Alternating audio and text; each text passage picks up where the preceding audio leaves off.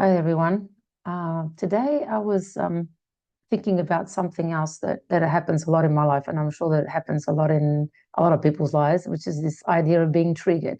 When I get triggered by my kids, or I get triggered in certain situations, and I ask myself, why do I actually get triggered? Why do I get upset by something? And the thing that came to me was the bottom line is that what I want is to control a particular situation, right? I want to control how people behave or how they see a particular issue. It's all about controlling something and having it the way that you want it to. And when it's not the way that you want it to or you expect it to, you get upset because it's like it's not what you expect. So you can't control it. And that irritates you, or you think it's not the right way to do something. And I thought, I don't want to be triggered. I would like to be like more zen and chilled out. It's not always easy. So today I pose the question, how can we release our need to control situations and how people act and accept what is? And this is what came through. Open quotes. The need for control is one of the most poignant human traits. Why do we feel we need to control things, situations, and people? Because it makes us feel safe.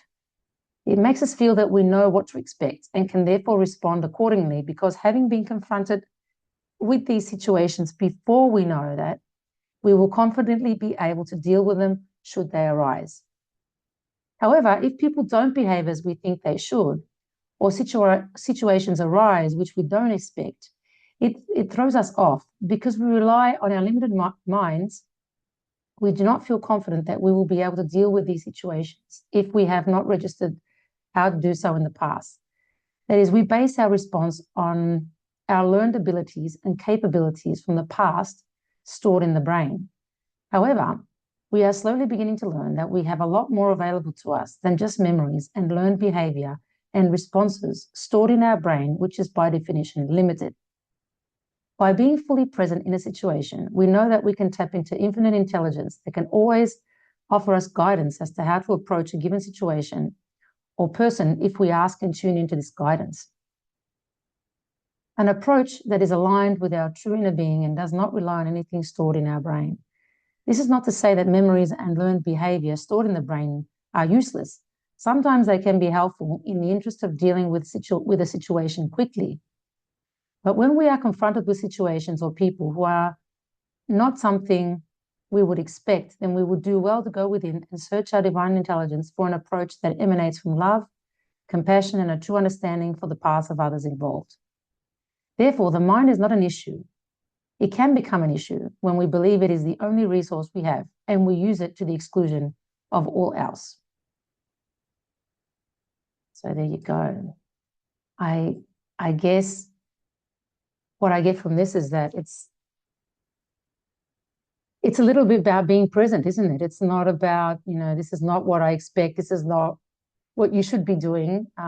It's being present, saying, okay, she's not doing or acting the way I would expect them to act and like them to act. And well, how can we approach this situation? This is not expected. This is not what I would normally be confronted with, and be present. And instead of going into the response that we've learned from our past, which is we get upset, we punish, we don't talk to someone, or we get into a conflict with them, then we can approach the situation from the now and think, okay, how can I approach the situation? This hasn't happened before.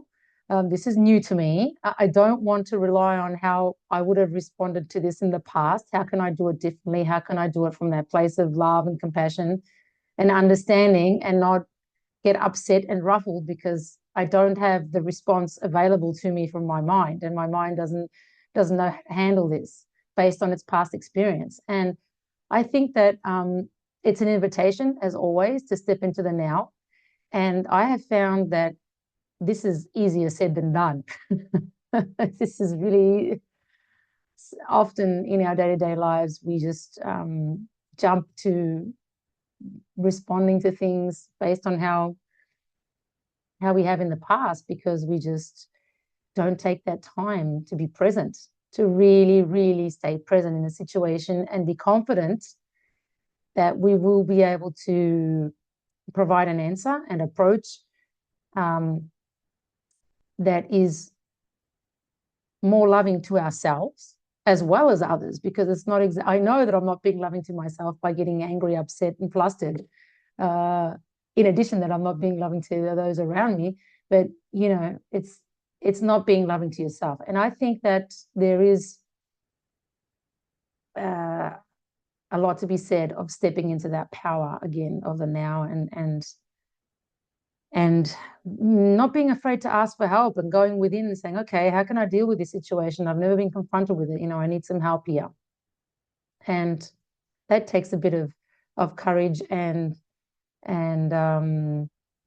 just being honest with yourself. And so, yeah, I thought that was an interesting takeaway. I'll try to apply that in my life. So if you have any questions, comments, and then leave them below. So glad that you could that you've listened.